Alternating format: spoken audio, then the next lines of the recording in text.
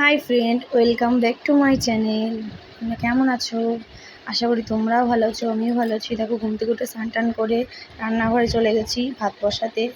ভাত বসিয়ে ডাল বসিয়ে বাসন টাসনগুলো মেজে নিয়েছি, বোতল টোতল সব ভরা হয়ে গেছে।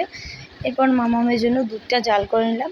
মেয়েকে ঘুম থেকে উঠিয়ে মুখ টুক ধুইয়ে তারপরে জল বিস্কুট ওকে খেতে দিয়েছি।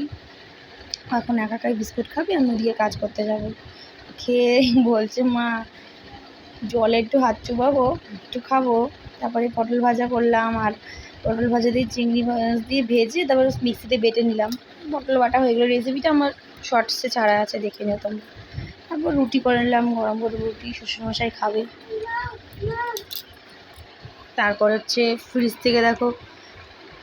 থেকে পটল বা মাংস ছিল, আর বাবা কিছুটা মাছ ধরে নিয়ে এসেছিলো, চিংড়ি মাছ আর বেলে মাছ। এগুলো সব বার করলাম, এগুলো সব রান্না হবে। মাছ টাছ কেটে নিয়েছি, এবার মাছটা করে নেব। বেশ ভাজা ভাজা করে নিয়েছি মাছটা। তারপর রান্নার ফাঁকে মামামের জন্য একটু ডালিয়া করেছিলাম, চিকেন ডালিয়া। ওকে একটু খাইয়ে দিলাম। ও 10টা 10:30 নাগাদ ডালিয়াটা খায়। চিকেন ডালিয়া করে দিয়েছিলাম, পাতলা করে স্যুপের মতন। বলছে, মা খুব সুস্বাদু হয়েছে। তাকে ও বলছে মা খুব সুস্বাদু হয়েছে খেতে। আমি চিকেন খেতে ভালোবাসি বলেই যাচ্ছে। ঠিক আছে, বলছে মা তুমি একটু খাবে, আমাকে বলছে। আর মেয়ে দিয়ে খেতে থাক।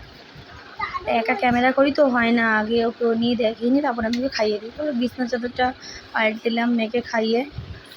বিছানাটা ঘরদোর পরিষ্কার করে নিলাম।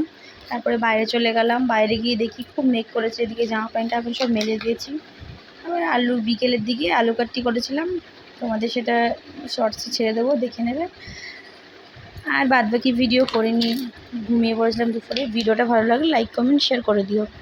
আরও নতুন নতুন ভিডিও পাওয়ার জন্য চ্যানেলটাকে লাইক সাবস্ক্রাইব করে দিও বন্ধুরা তোমরা। বাই।